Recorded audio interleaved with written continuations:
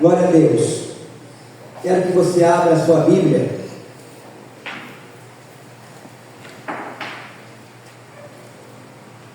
no livro de Hebreus,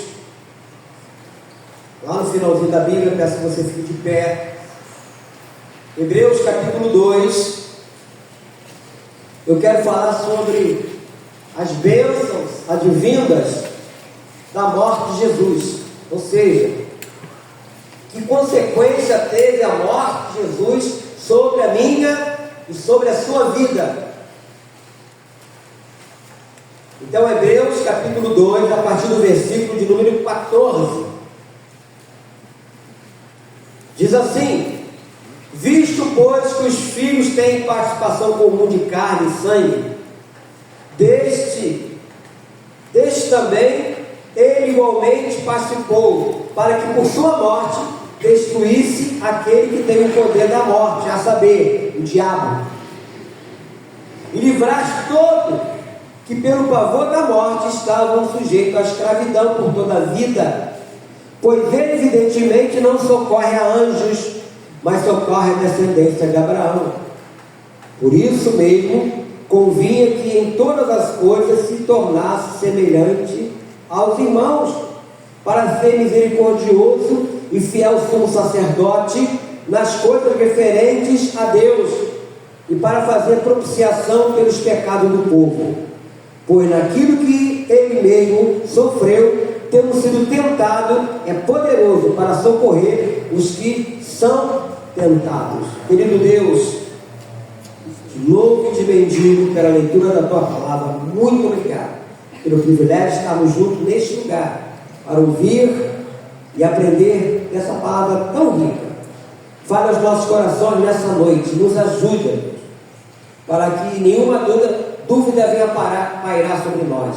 E como sacerdote do Senhor, como teu arauto, eu peço essa ajuda também, que eu não acrescente nada e não tire nada do que está escrito aqui, mas tudo que eu falar, tudo que eu fizer, seja para a honra e glória do nome santo do nosso Senhor e Salvador Jesus Cristo. Que todos amém? Amém. Podem sentar.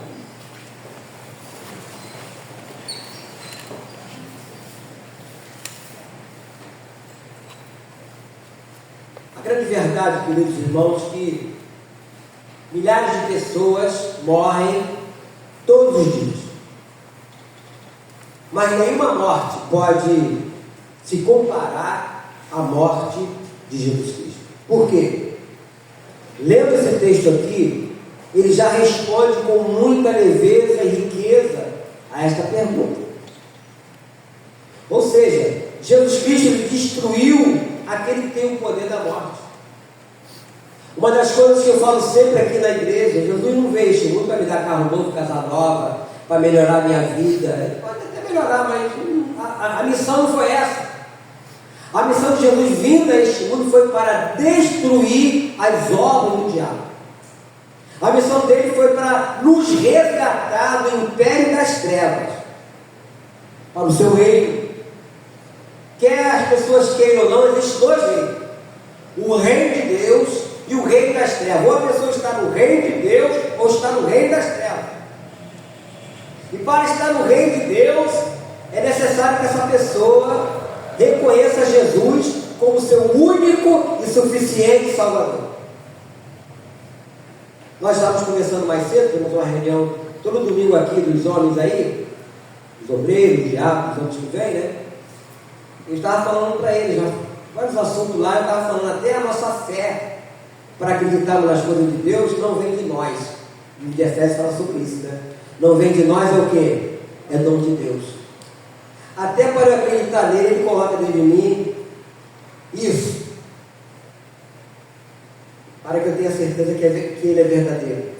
Então não existe mérito nenhum, porque no passado se falava muito: eu aceitei Jesus, já aceitei Jesus.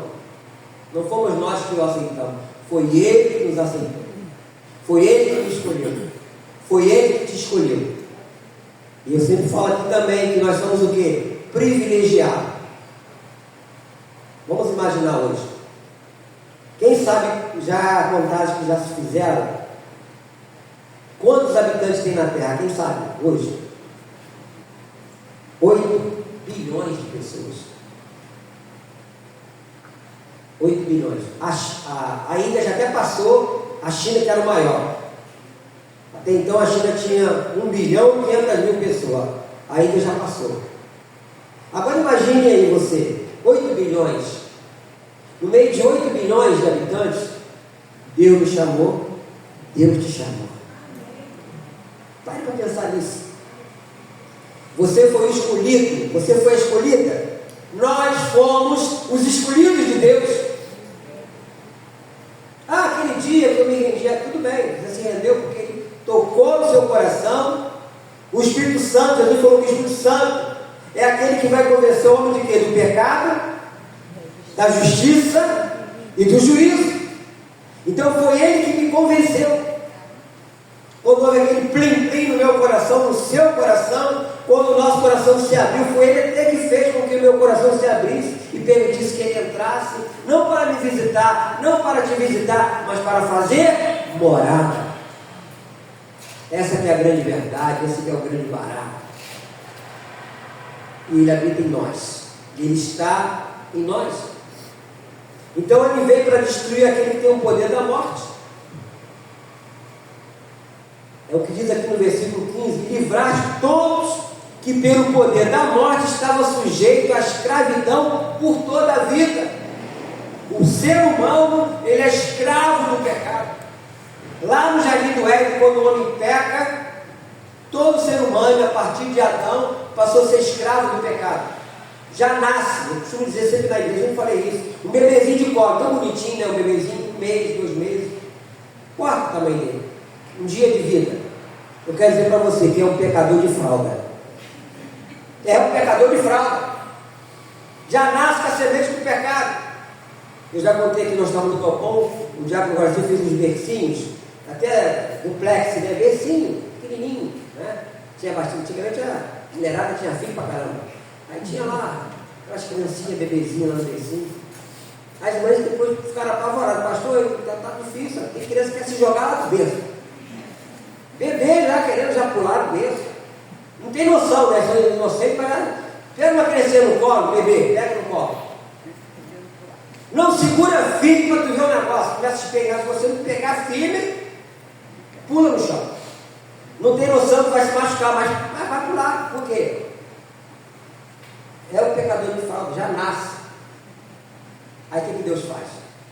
A partir de sabendo que o homem passaria a ser escravo do pecado, lá mesmo, após a queda do homem, você vai ver isso lá em Gênesis capítulo 3, versículo 26. Gênesis capítulo 3, versículo 15, que o Senhor fala o seguinte: que da mulher nasceria aquele que fazia o quê? Que pisaria a quem? A cabeça da serpente. Já prometeu Jesus lá. E Jesus veio. E hoje ele continua, amados irmãos, com as suas mãos estendidas, como diz lá em Mateus 11, 28, vinde a mim todos vós, estás cansados, sobrecarregados, que eu vos aliviarei. Então ele continua ainda. Hoje ele continua como Salvador, mas um dia virá, e não está longe não, que vai voltar não mais como Salvador, mas como juiz. E a Bíblia fala que ele vai julgar o que? Os vivos, os mortos, os vivos e os mortos. Então, que nós temos visto aqui, o diabo tem trazido a morte desde o Éden. E lá em João, Evangelho de João capítulo 10, versículo 10, ele diz lá que o diabo, né, o ladrão, que é a mesma coisa, veio para quê? Matar, roubar e destruir. Esse é o papel do diabo. E tem feito isso. Tem feito isso. Como isso, pastor? Você vê as drogas, a violência, sequestro, crimes, hediondos. São armas satânicas. Milhões têm sido vítimas do diabo. Ele está matando o vigor, a alegria, o entusiasmo, a pureza, o respeito, a esperança de muitas vidas. As próprias guerras que têm surgido, milhares de pessoas morrendo. Eu queria até fazer uma ressalva aqui, eu quero fugir do texto. Não se alegre, meus irmãos, quando você vê falar, principalmente agora nessas guerras, né? Está tendo lá no Oriente Médio, Israel está atacando, está morrendo gente, está morrendo os terroristas. Eu quero dizer para você que Jesus morreu também por aquele terrorista. E não existe nenhum texto na Bíblia que manda nos alegrarmos com isso. Muito pelo contrário. Depois pega com calma, pega lá o livro de Ezequiel, capítulo de número 18, versículo 23. Deus não tem prazer na morte dos perversos. Não tem prazer. Então, por que acontece essas mortes? São consequências dos atos dessas pessoas. Trazendo para o nosso nicho aqui, essa juventude aí, esses adolescentes envolvidos no crime. Quando morre alguém aí, roubou, aí um policial matou um bandido. Não é motivo de nos alegrarmos, não, amado. É motivo de nós chorarmos de tristeza. Uma vida tão tenra, morreu. Ah, mas ele era traficante, não importa. Jesus morreu por ele. Ah, mas ele fez errado, não importa.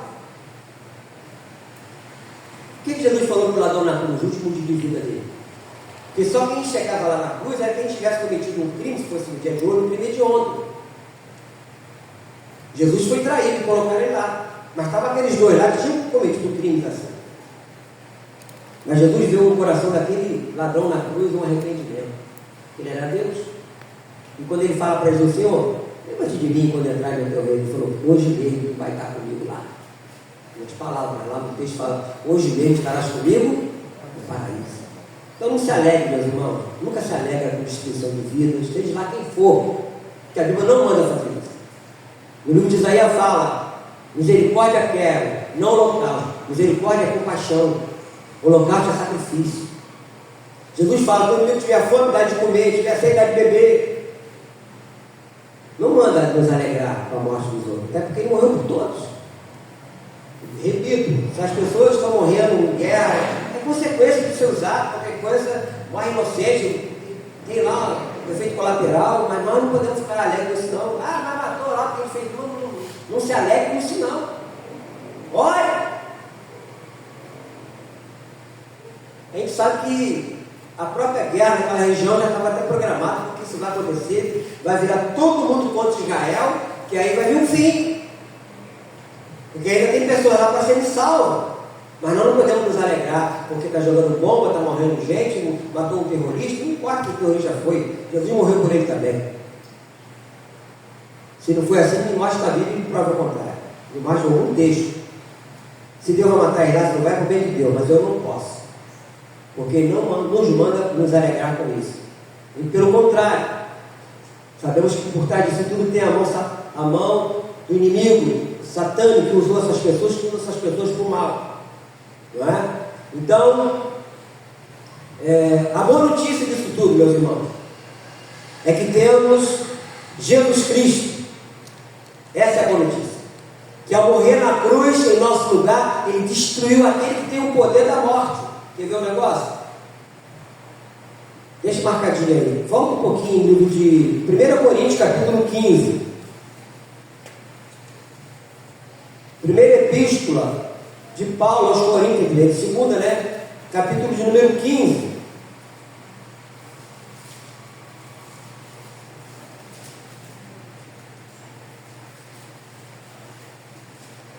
Diz assim, a partir do versículo 54, quando fala da ressurreição, né, no nosso caso, né, fala do nosso corpo que será transformado. Eu quero ler a partir do versículo 54. E quando este corpo corruptível se revestir em incorruptibilidade, e o que é mortal se revestir de imortalidade, então se cumprirá a palavra que está escrita: tragada foi a morte pela vitória. Onde está, ó morte, a tua vitória? Onde está, ó morte, o teu aguilhão? O aguilhão da morte é o pecado, e a força do pecado é a lei. Graças a Deus que nos dá a vitória por intermédio de nosso Senhor Jesus Cristo. Portanto, meus amados irmãos, sede firmes, inabaláveis e sempre abundantes na obra do Senhor, sabendo que no Senhor o vosso trabalho não é vão. Aleluia. Jesus Cristo, o último obstáculo a ser vencido foi a morte. Ele venceu a morte por amor a mim, por amor a você. E a Bíblia diz que nós não vamos ser vencedores não, amados. A Bíblia fala que nós vamos ser, sabe o quê? Mais que vencedores em Cristo Jesus. No livro de Mateus, capítulo 24, versículo 13, fala que aquele que perseverar até onde? Até o fim. A nossa vida aqui tem que ser até o fim que nós fecharmos nossos nossos olhos, né? Que é a primeira morte, morte física. Essa é a maior vitória do cristão, quando ele morre, porque o diabo não pode fazer mais nada, perdeu. Então aqui diz que esse corpo ele vai ser transformado, esse corpo corruptível, né? Ele vai ser, e aqui a morte vai ser tragada pela vitória. A nossa vitória é essa. Eu sei que as pessoas às vezes passam o nariz quando eu digo que a maior vitória do cristão é quando ele morre. Não é verdade. Ter coisa nesse mundo você pode até ter. Acumular riqueza pode até acumular. Ter dinheiro no banco você pode ter. Mas eu garanto uma coisa a você: o seu caixão não vai ter gaveta. Eu nunca vi um caixão com gaveta, porque ninguém leva nada. E se tiver um dentinho de ouro, uma farinha de ouro lá no dente, tenha certeza que o governo vai tirar dele. Que botar lá, não escapa. Entendeu? Não adianta. Mas nós temos que cultivar a nossa fé em Cristo. Como diz o apóstolo Paulo, vivermos de fé em fé e de glória em glória, na expectativa da volta do Senhor. E lá no capítulo 4, 2 Timóteo, ele fala que nós devemos fazer o quê? Ele falou o quê? Combati o bom combate, completei a carreira e guardei a fé. A nossa vida nesse mundo, meus irmãos, é combatendo. A gente combate muita coisa. Enfermidade, desilusão, é isso? Traição, escassez, tanta coisa de violência. A gente está sempre combatendo alguma coisa. Como eu falei do dois reinos, o reino de Deus e o reino das trevas, existe o reino das trevas, que peleja contra nós. A Bíblia fala que o diabo é um adversário nosso e que ele vive ao nosso derredor. Você falou isso lá em 1 Pedro, capítulo número 5. Ele vive ao derredor, esperando uma oportunidade. Mas o salmista fala que os anjos do Senhor acampam ao nosso redor. Diferente. O diabo está ao derredor, mas os anjos de Deus estão ao nosso redor. E nos livrando de todo mal. Essa que é a grande diferença.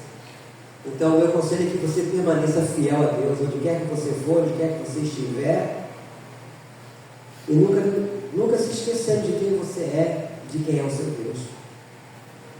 Essa é a grande. Então, Jesus, o que ele faz? Ele livra os que tinham o pavor da morte. Aqui no versículo de número 15 de Hebreus, voltando lá para o livro de Hebreus, capítulo 2.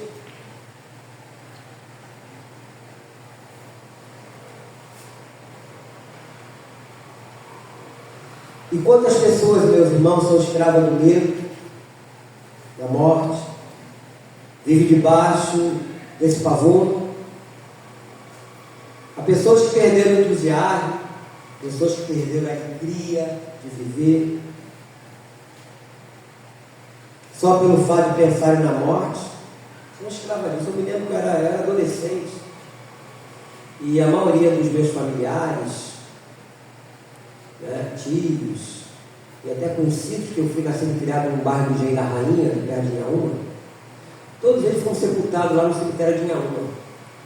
Meus pais também, tenho 2 irmãos lá também, os irmãos da Jandira, minha esposa, a família dela. E eu me lembro quando eu era adolescente, eu ia no velório, e quando se aproximava assim, o momento de levar o falecido do cemitério, me dava uma agonia. Eu ficava angustiado com aquilo dentro de mim. Eu falei, meu Deus, um dia eu vou ter que estar aqui desse jeito. Era o pavor da morte, era o medo que eu tinha. E isso, meus queridos, está dentro de muitas pessoas. Mas depois de Cristo, tudo passou. Mesmo sabendo que um dia vamos ter que morrer, vou ter que morrer, mas eu não tenho mais esse medo. Eu não tenho mais esse pavor. Até porque a Bíblia fala que a alegria do Senhor, o que ela é? É a nossa força. Então, você tendo essa alegria do Senhor dentro de você, você não vive amedrontado com o medo da morte. Isso não quer dizer que você vai procurar a morte. Ah, não, agora Deus está comigo, vou atravessar a duta ali, não vou nem olhar para ver se vem carro. Não faça isso. Você vai tentar o seu Deus, e vai virar um pastel lá na pista. Não faça isso. Mas eu não posso viver mais amedrontado. mais apavorado, com medo da morte, muito pelo contrário. Porque ele morreu na cruz para nos livrar desse pavor e dessa escravidão. Aqui no versículo 15 fala: e livraste todo que pelo pavor da morte estava sujeito à escravidão por toda a vida. Então ele me livrou desse pavor, eu creio que livrou você também. Essa é a mensagem do Evangelho. Essa palavra Evangelho quer dizer o quê? Boas novas, uma coisa boa. Então, por intermédio de Jesus, ele nos tornou filhos de Deus. Jesus Cristo é o nosso sumo sacerdote. Arão foi o sumo sacerdote no período da lei. Jesus é o nosso sumo sacerdote hoje. Se identificou conosco. Como que Jesus se identifica conosco? Ele veio de uma forma natural, como todo ser humano, ao nascer. A pergunta é: Deus não poderia fazer com que Jesus viesse, como lá atrás veio usando em forma de homens? Jesus não poderia ter aparecido? Entendeu? Mas não foi assim. Não foi assim. Aquela jovem mulher, Maria, virgem, engravida pelo Espírito Santo. Fique no lugar de José ali, você, meu irmão, você, homem, sua noiva. Vou usar o irmão aqui como uma referência aqui. Estou olhando aqui para o Guilherme. Guilherme, é só uma ilustração, tá, meu filho? Se a noiva chegar assim: meu amor, Guilherme, estou grávida. Que? Não, mas fica tranquilo. É obra do Espírito Santo. Fica lá no lugar de José. Só que Deus é tão maravilhoso, né? Que fez com que José tivesse um sono profundo. E o anjo se revelou a ele e falou: olha, fique tranquilo, que vai nascer a obra do Espírito Santo. E ele ficou na dele. Mas eu fico pensando nele como homem, né? Naquele período da gestação, da gravidez de Maria. Meu Deus, será que é isso mesmo? A gente vai ter que fazer essas coisas, a gente vai ficar lembrando, né? Mas Deus quis que Jesus viesse assim. Para que ele veio assim? Para sentir a minha dor e a sua dor. Você vê a história dele, né? O próprio nascimento dele já foi um negócio complicado. Porque, se você olhar, analisar, o primo dele foi João Batista.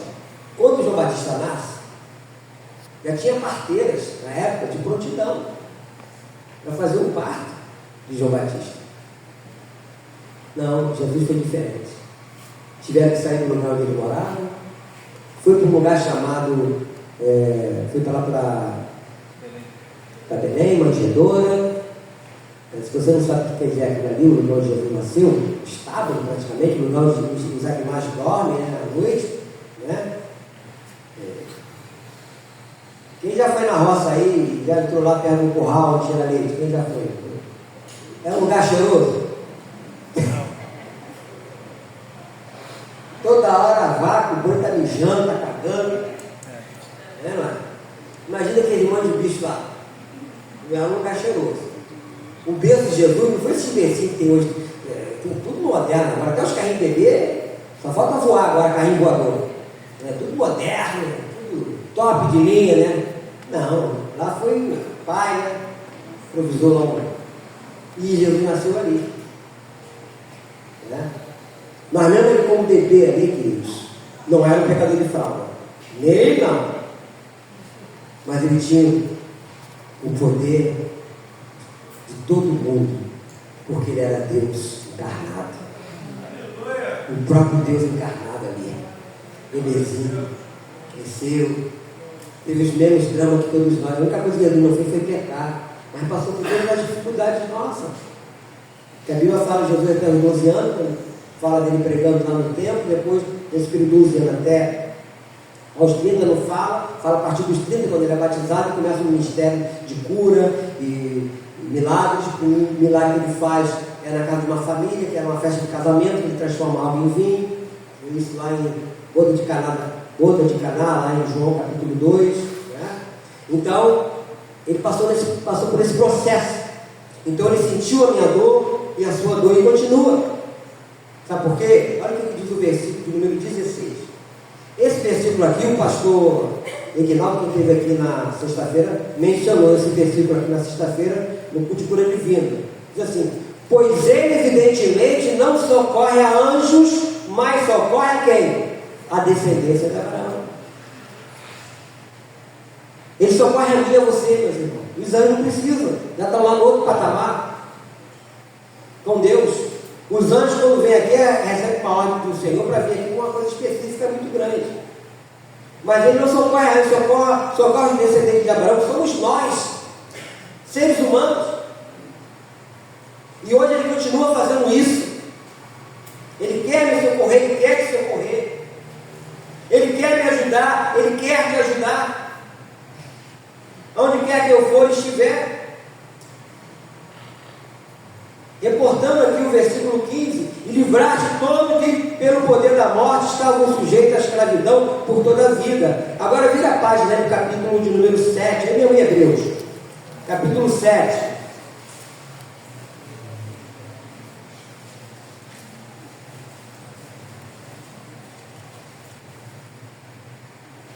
Versículo 25, diz assim: por isso também pode salvar totalmente os que por ele se chegam a Deus.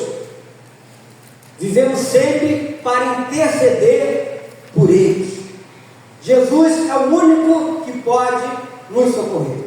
Não existe outra pessoa que pode interceder por nós, porque todas elas, por melhores que foram, sejam profetas, sejam seus discípulos, apóstolos, seja quem quer que seja. Tem uma reza aí que fala: fulano de tal, rogai por nós. Não pode, morreu, está morto. O único que morreu e ressuscitou foi Jesus, mas ninguém. E vive. Teve alguns que ressuscitaram e morreram de novo. Lázaro ressuscitou, morreu de novo. A filha de Jairo ressuscitou, morreu de novo. O filho da viúva de Naim ressuscitou e morreu de novo. Mas o único que ressuscitou e vive é Jesus. É o único mediador entre Deus e o homem. É Ele.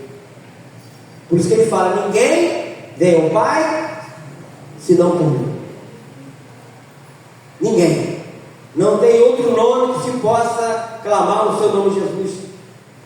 E é maravilhoso, nós sabemos que somos, através dele, como somos sacerdotes, nós somos salvos, nós somos redimidos naquilo que ele sofreu. Então ele é poderoso para socorrer os que estão sendo tratados, estão sofrendo também. Ele é poderoso. Nós temos vários tipos de tratamento hoje na área da medicina, seja ela secular, seja ela natural, o que for. E é importante isso. Mas ele continua sendo aquele que vai fazer o impossível. O possível o médico pode fazer, alguns tipos de remédio pode também, mas o impossível só o Senhor Jesus. Só o Senhor Jesus. Então nós temos tudo isso, porque Jesus deu a sua vida por mim, por você. Mais do que isso, ele venceu a morte em nosso lugar, em meu lugar, em seu lugar, sendo o nosso ajudador.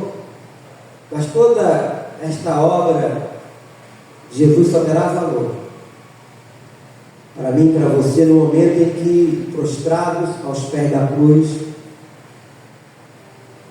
possamos nos entregar completamente a Ele. Eu quero crer que todos que aqui estão já entregaram a sua vida a Jesus Cristo. Se você não fez isso, hoje é um dia, quem sabe é um dia. Eu não sei qual foi o dia da minha conversão, não sei falar o ano, até o mês até esqueci. Foi em 1978, na igreja de Nova Vida de Botafogo. Ou seja, foi bastante tempo, 46 anos, nas minhas contas. E alguns aqui, de repente, vai estar nessa mesma situação, de lembrar o dia, o mês, mas de repente lembra o ano. Mas quem sabe você, a partir dessa noite, possa lembrar dessa data. No ano de 2024, eu me rendi a Cristo. No ano de 2024, eu permiti que o Senhor entrasse no meu coração e fizesse morada. Por isso que aqui estou. E se você quiser depois que eu ore por você para isso, eu estou aqui para orar. A partir de hoje, você vai ser enquadrado naquela de ser uma nova criatura. Como diz lá em 2 Coríntios, no capítulo de número 5, versículo 17. Aqueles que estão em Cristo, nova criatura é. As coisas velhas passaram, tudo se fez novo. 2 Coríntios 5, 17. E que você possa estar enquadrado nisso também. E a partir de então, agora viver no contexto do reino de Deus. O reino de Deus. Fazendo parte da família, daquelas que vão subir. E naquele grande dia, depois você vai poder falar, puxa, valeu a pena. Para mim valeu a pena. Minhas lutas, dificuldades, esses anos todos que eu já vivi, já passei, eu quero dizer a você que valeu a pena e vale a pena continuar a servir a Cristo. Continuar tendo a certeza que o Senhor da minha vida, e eu não troco isso por nada. Não troco isso por nada. Que hoje seja um dia da sua libertação e da sua salvação. Amém? Vamos curvar nossas cabeças. Querido Deus, eu quero te agradecer, Deus, pelas bênçãos advindas da morte de Jesus Cristo. Eu quero te agradecer, eu particularmente, Deus, desde aquele primeiro dia que eu me rendi ao Senhor. Eu quero te agradecer pelas vidas que aqui estão, que já estão alinhadas contigo, que fizeram esta aliança e estão aqui nesta noite. Mas se tiver alguém aqui nessa noite que ainda não fez essa aliança, que seja hoje, Deus. Tu possa mudar a história dessa pessoa, como mudou a minha história, e tantos irmãos que se encontram neste lugar. Eu te peço isso, ó Deus. Somente o Espírito Santo tem o poder de convencer as pessoas do pecado, da justiça e do juízo. A minha parte, ó Deus, é anunciar o Senhor, é falar de Ti, é mostrar o grande plano da salvação. Meu Deus, faça com que todos que se encontram neste lugar possam voltar para casa cientes de que estão no caminho certo. Escolheu esse verdadeiro caminho, como o Senhor mesmo diz na sua santa palavra, que o Senhor é o caminho, que o Senhor é verdade, que o Senhor é a vida, que eles possam escolher a vida. Eu te peço isso, ó Deus. Eu oro também por aqueles que adentraram aqui com problema de saúde. Eu oro pela minha querida irmã Georgina, que aqui está, pela sua saúde física, meu Deus. Ela não está bem, eu oro por ela, Deus. Eu pego na vida da minha irmã Georgina. Temos orado constantemente por ela.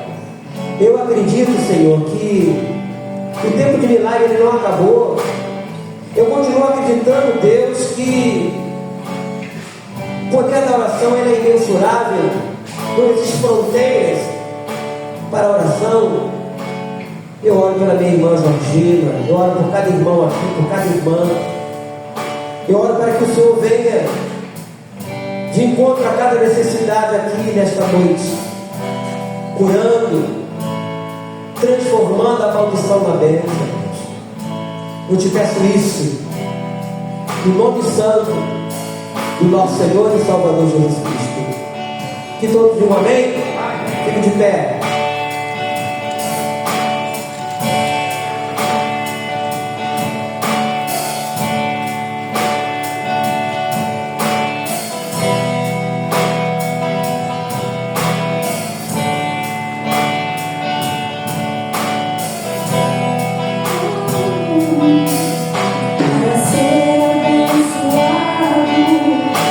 Precisa pagar promessas. Jesus Cristo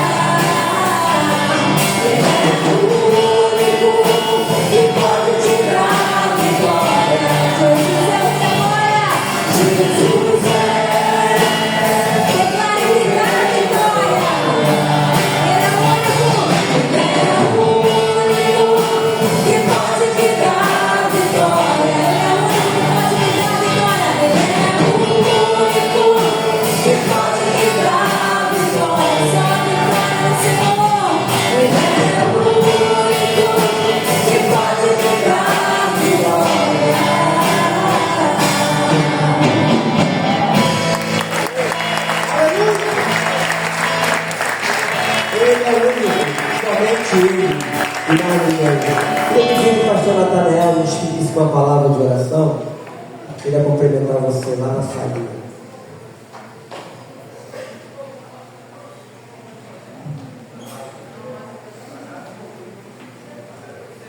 Lembrar os irmãos que na sexta-feira, dia 4, né? A doutora Mara vai estar aqui cedendo. Não, mas não precisa anunciar não, já tem as pessoas já estão tudo. Já está tudo resolvido? Elas deram o nome? Já? Já completou. Então já completou, então tá bom. Tem a próxima oportunidade então, vai remarcar. Deixa eu abençoá-los. E essa é uma bênção para aqueles que já se renderam a Cristo, né? São chamados, amados em Deus Pai, guardados em Jesus Cristo. Que a misericórdia, a paz e o amor lhes sejam multiplicados. Deus abençoe o nome do Pai, do Filho e do Espírito Santo, para os seus ligamentos. Uma boa semana a todos. Até terça de oração, quinta-feira às